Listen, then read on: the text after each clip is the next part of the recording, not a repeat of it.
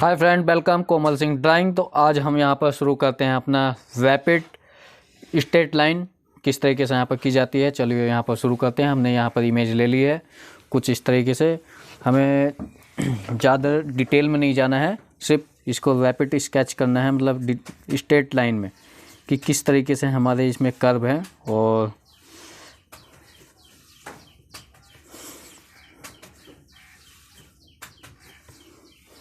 हमें सिर्फ एक जेस्चर पकड़ना है, किस तरीके से हमारा जेस्चर है। किसी भी जो भी हमारे सामने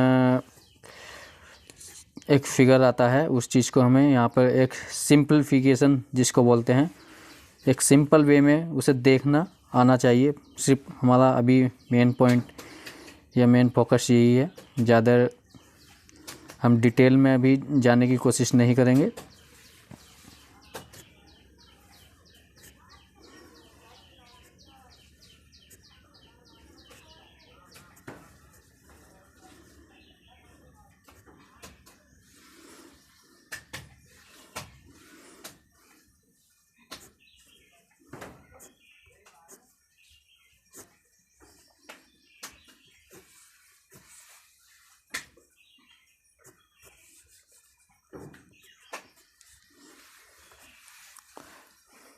यहाँ आप देख पा रहे होंगे किस तरीके से कुछ लाइंस हमने स्ट्रेट लाइंस हमने यहाँ पर ली है और कुछ एक हमारा जेस्चर तैयार हो चुका है कि हाँ ये कुछ इस तरीके से एक फ़ोटो है। मतलब हमारा यहाँ पर सिर्फ एग्जैक्ट जिस तरीके से है वहाँ पर हमारा ये फोकस हमारा नहीं है। सिर्फ हमारा सिंपलीफिकेशन करना हमारा फोकस है कि किस तरीके से कोई भी आर्ट वर्क होता है उसे हम किस तरीके से सिंपलीफिकेशन करते हैं रैपिड स्केच में।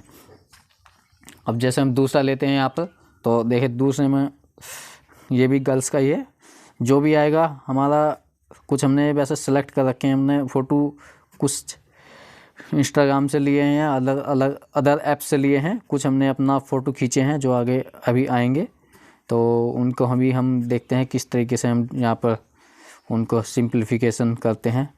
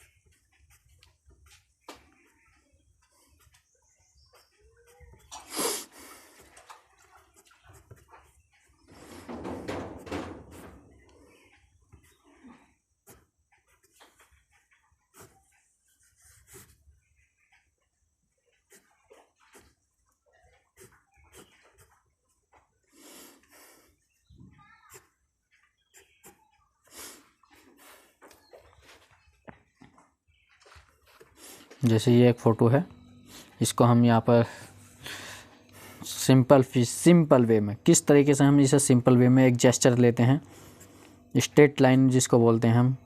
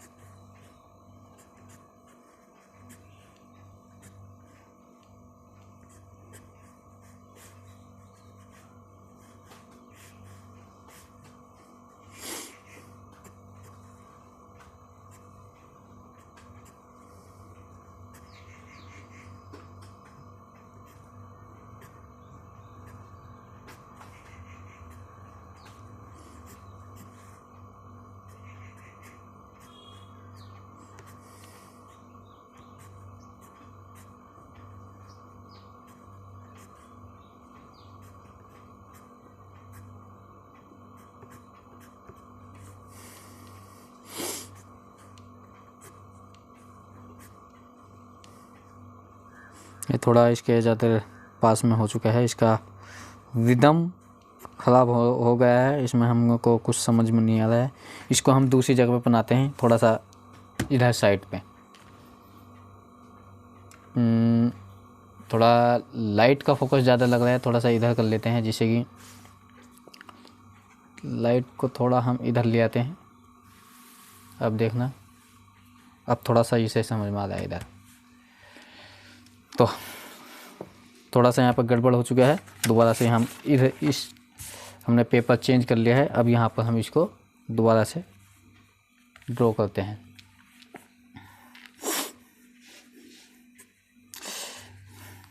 रेजर का इस्तेमाल स्टार्टिंग में इसमें करने की कोई ज़रूरत नहीं है, क्योंकि ये एक हमारा वार्म अप की तरह होता है। जिस तरीके से हम अगर कोई से भी अगर हम पढ़ाई करते हैं या कुछ भी खेलने जाते हैं, तो स्टार्टिंग में हमें एक ट्राई बॉल जो होती है, जिसको हम बोलते हैं ट्राई की तरह हमें यहाँ पर ये लेना है कि इसमें ये नहीं कि डायरेक्ट हम स्टार्टिंग में हमें छक्का चौका मारना है, बिल्कुल परफेक्ट करना है। इस तरीके से ये यहाँ पर नहीं है। हमें धीरे धीरे पहले अपने हाथ, अपने माइंड, अपने जो एक एनर्जी होती है न, हाँ अब हम इस लेवल पे वर्क कर सकते हैं, इस लेवल कि इस तरीके से हम अब करने के काबिल, या हमारा एक बॉडी लैंग्वेज जिसको बोलते हैं वो हमारा उस लेवल तक पहुंच जाता है। जैसे कि आप देखते हो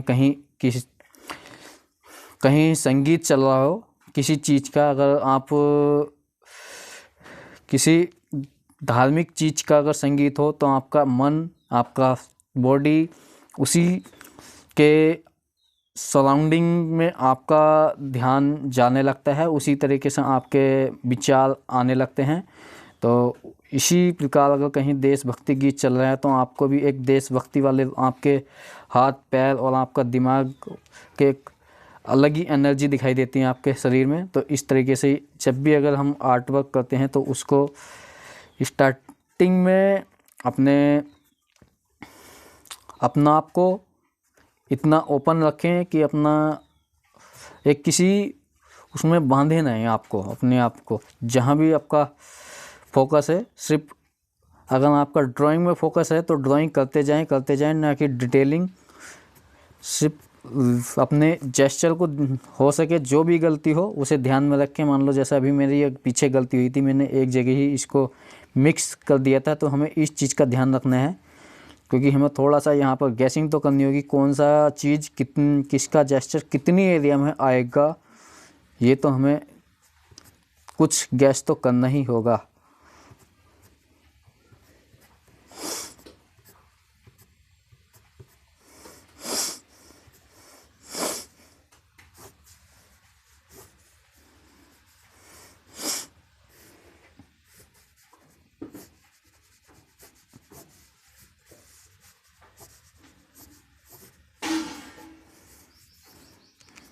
ये मैंने इसकी बना दी खिड़की, ये किसी ट्रेन का लग रहा है ये आप मुझको।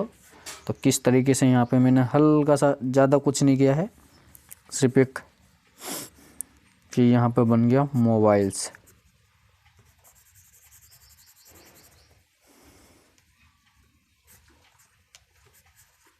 हल्के हल्के जो इसमें टेक्सचर है, टेक्सचर पर ध्यान नहीं देना, सिर्फ एक बाद में हो सके तो हल्की सी कहीं को अगर आपको दिख रहा है, बस इतना करके हमें छोड़ देना है।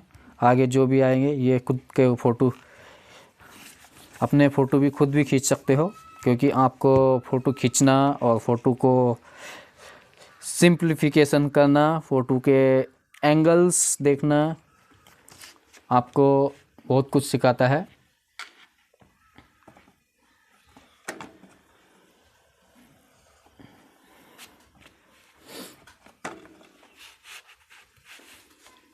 भाई लाइट का जुगाड़ थोड़ा गड़बड़ हो रहा है। चलो यहाँ पे ठीक है।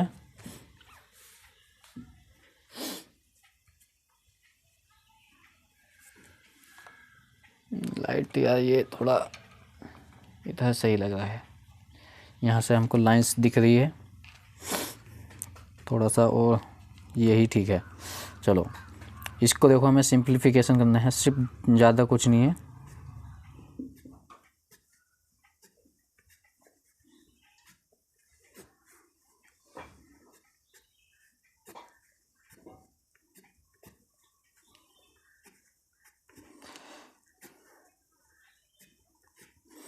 आर्ट में डिटेल करना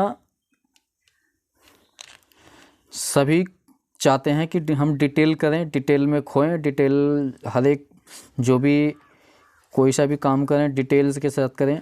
पर डिटेल से पहले अपने आप को इतना वो रखें कि ऐसा मान लीजिए कि स्टार्टिंग में जैसे कि कोई बोल रहा है कि हमको एक कविता लिखनी है जी।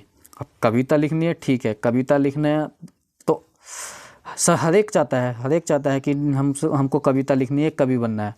लेकिन कविता लिखने से पहले आपके शब्दों का उच्चारण, आपके शब्दों का जो आपके शब्द के जो आपकी जो भाषा होती है उसमें कुछ भी हेर फेर, मतलब इस तरीके से कह पाना जो दूसरों को सुनने में अच्छा लगे, न कि अपने आप को। क्योंकि अपना आप को तो जैसा भी हम देखते हैं, मान लो बहुत से लिखते हैं, मान लो कोई नाम लिख रहे हैं, उससे बोला जाए न ये नाम गलत है तो बोलते हैं नहीं हम तो ऐसे ही लिखते हैं। ये चीज़ होती है सिर्फ कहावती हम तो ऐसे ही लिखते हैं। मतलब मेन चीज़ है दूसरों को अच्छे से समझ में आए, अच्छे से एनालाइज करे, हाँ ये क्या कहना चाह रहा है, इसका इस कहानी का उद्देश्य क्या है, इस कहानी का पर्पस क्या है और इस कहानी से हमें क्या सीख मिल रही है। तो उससे पहले अपने शब्दों को फोकस किया जाता है, अपनी भाषा पे फोकस किया जाता है। किसी भी अगर कोई इंग्लिश में पोएम लिख रहा है या हिंदी में कविता लिख रहा है तो उसको अच्छे से स्पेलिंग, शब्द का उच्चारण का सही ज्ञान होना चाहिए। तो ऐसे ही हमारे यहाँ पर है, हमें डिटेल से पहले हमने अपने फंडामेंटल, अपनी जेस्चर, अपनी कंपोजिशन जिसको बोलते हैं एंगल, प्रोपोर्शंस स्ट्रॉन्ग होनी चाहिए, वैल्यू स्ट्रॉन्ग होनी चाहिए, लाइट, काफ़ी चीज़ आती हैं। उसके बाद डिटेलिंग की जाती है। डिटेलिंग भी हमारी तभी की जाती है जब हमें ये चीज़ पता है वहाँ कौन सी चीज़ लाइट है, कौन सी कितनी किस एरिया में कहाँ तक आएगी।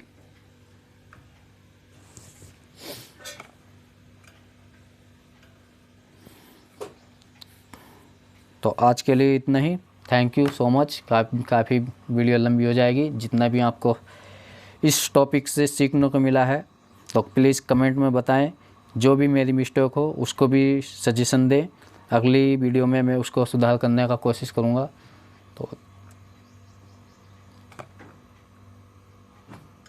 तो थैंक यू सो मच। एक लाइक करना। Thank you.